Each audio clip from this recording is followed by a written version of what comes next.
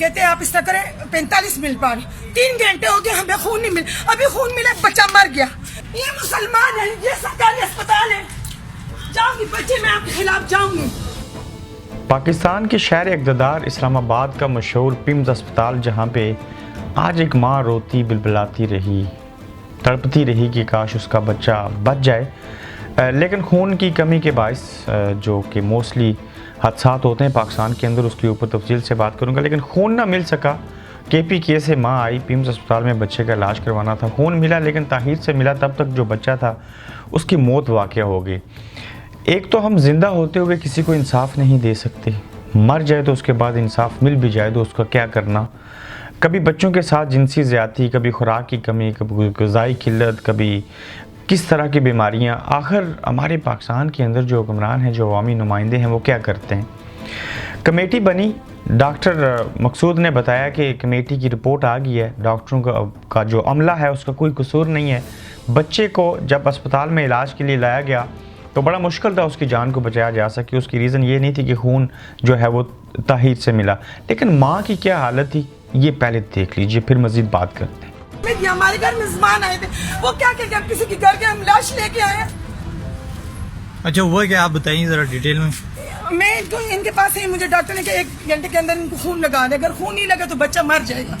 इनके पास मैं आई हूँ, मैंने कहा चलो ये खून मुझे दे दी, तो मैंने कहा हमारे बंदे आ रहे, इन्होंने कहा कि नहीं, कहते आप इस तरह करें 45 मिल पा रहे 3 घंटे हो गए हमें खून नहीं मिल अभी खून मिला बच्चा मर गया।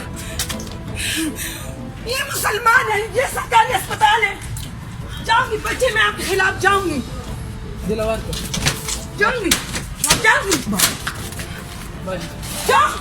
हमारा बच्चा खो दे वो लावारिस था ये भाई रख ले ले इसके पैसे, अल्लाह करे आपके बच्चों लाश पे गुजरे।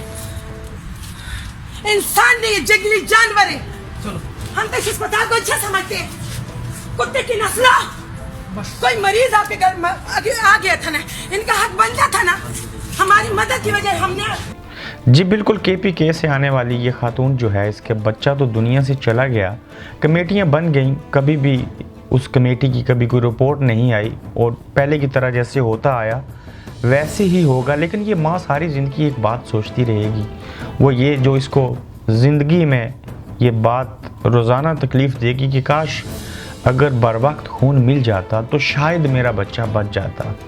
ये जो शायद का लफ्ज़ और खून का मिलना, ये जो बीच में एक ऐसा सस्पेंस छोड़ा उसकी मौत ने अस्पताल के अमले की वजह से, ये शायद एक माँ के लिए ही चीज़ होगी जो उसको महसूस कर सकती है और ये तकलीफ़ उसकी सारी ज़िंदगी के लिए होगी। पाकिस्तान के अंदर टोटल जितने बच्चे हैं उनमें से 50% जो बच्चे हैं उनको ग़िज़ा की किल्लत है, उनको सही से खुराक नहीं मिलती।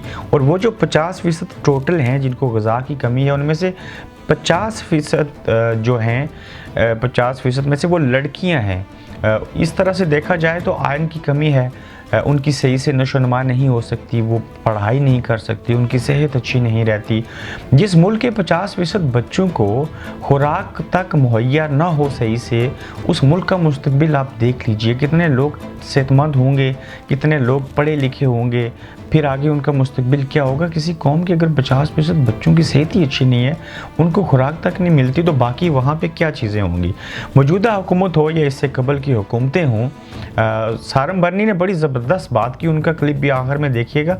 उन्होंने कहा कि हम पाकिस्तान के अंदर जो जिस भी तरह के जिस भी डिपार्टमेंट में हम लोग हैं, हमें एक जुमला बड़ा कसरत से याद आता है, बड़ा अफसोस हुआ, बड़ा दुख हुआ, क्या हो सकता है हम ट्वीट करेंगे, सोशल मीडिया के ऊपर अपनी भड़ास निकालेंगे, TV चैनल्स के ऊपर थोड़े दिन डंडोरा पीटा जाएगा, फिर नई खबर आएगी, पूरी कौम डाइवर्शन के ऊपर लग जाएगी, भूल जाएंगे। मैं एक एग्जांपल देता हूँ, हम रास्ते से जा रहे होते हैं, किसी के ऊपर जुल्म होता देखते हैं तो बजाय कुछ और करने के कुरान और हदीस की बातों में अमल करेंगे, हम फ़ोटो लेते हैं। अच्छा ये बाबा जी बड़े गरीब हैं, ये देखें प्याज बेच रहे हैं, फ़लाँ ये चीज़ कर रहा है, एक माजूर बच्चा है पालिश कर रहा है, तस्वीरें नहीं चलेगी, कम अज़ कम ये कर दें कि उसका नंबर लिया, उससे डिटेल्स ली, किसी अमीर आदमी से रब्ता किया, उसका कोई वजीफ़ा लगा दिया। ऐसा है नहीं, है हम पे हिस्स क्यों हुए।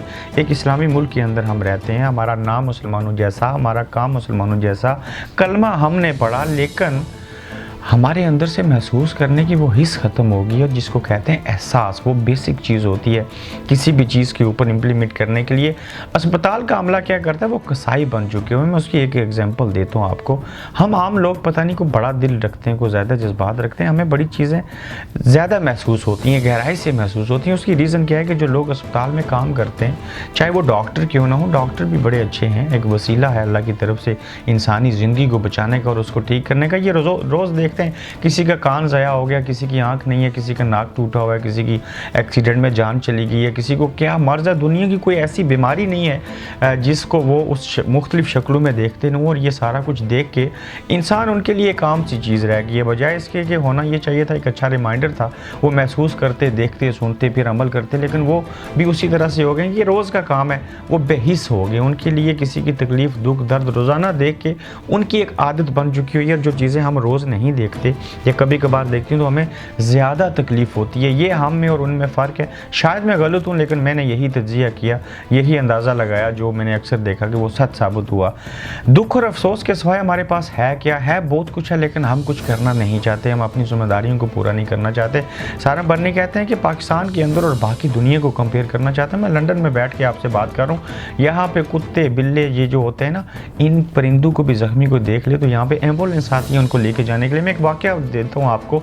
एक शख्स हमारा पाकिस्तानी रोड से जा रहा था, टैक्सी ड्राइवर था, उसकी गाड़ी के टायर के नीचे सांप आ गया। पीछे बैठी गोरी ने, जो पैसेंजर थी उसके साथ, उसने उस टैक्सी ड्राइवर को कहा कि रोको गाड़ी को। उसने NHS को, एम्बुलेंस को फ़ोन किया, पुलिस को फ़ोन किया, पुलिस वहाँ पे आई, सांप को मरे हुए देखा। पुलिस ने उस शख्स से क्वेश्चन किए, टैक्सी ड्राइवर से, कि तूने गाड़ी क्यों नहीं रोकी जब तुम्हारी गाड़ी के नीचे एक सांप आया।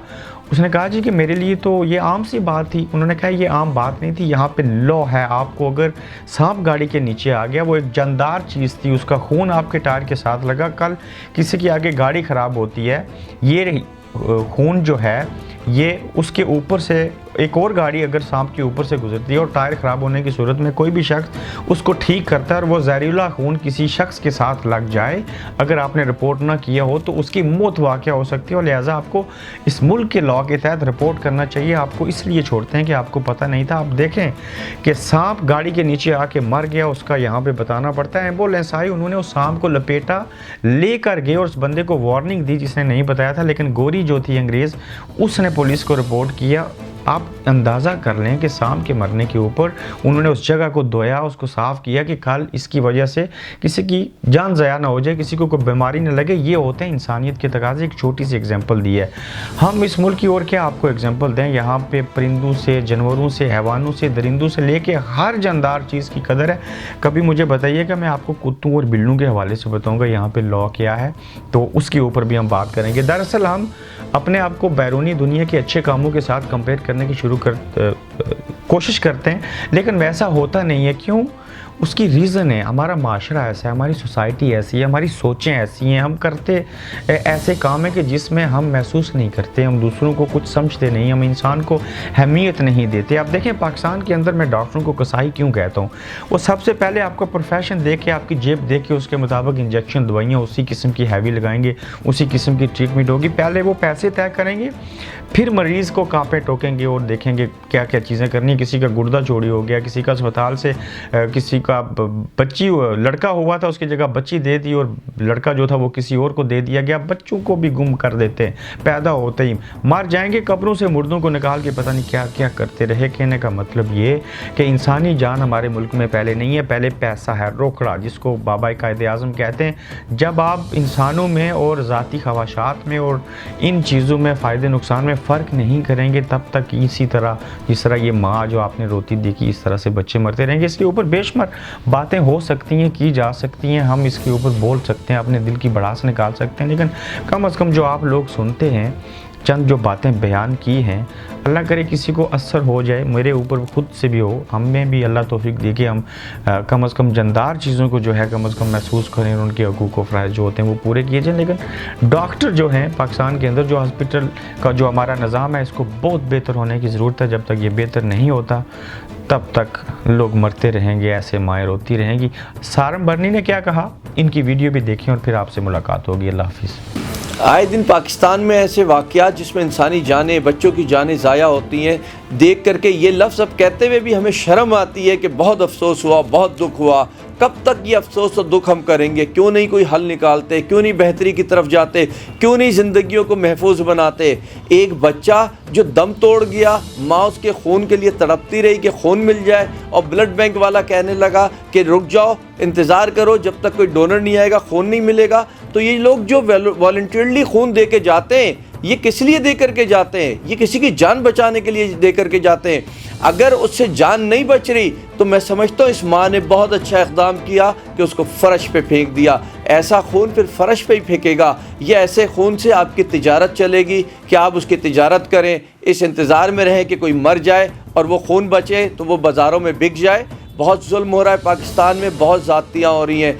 अब अफसोस नहीं, अब शर्म की ज़रूरत है, अब एहसास की ज़रूरत है, अब ख्याल की ज़रूरत है। और अब भी अगर शर्म ना की, एहसास ना किया, ख्याल ना किया, तो बस फिर हमारी मंजिलों का फिर हमें भी मालूम है, और फिर दुनिया कहाँ जाएगी, हम कहाँ जाएंगे, वो फिर बर्दाश्त से बाहर होगा। मेरा ख्याल है शर्म कर लेनी चाहिए, बजाय इसके कि आप अफसोस करें।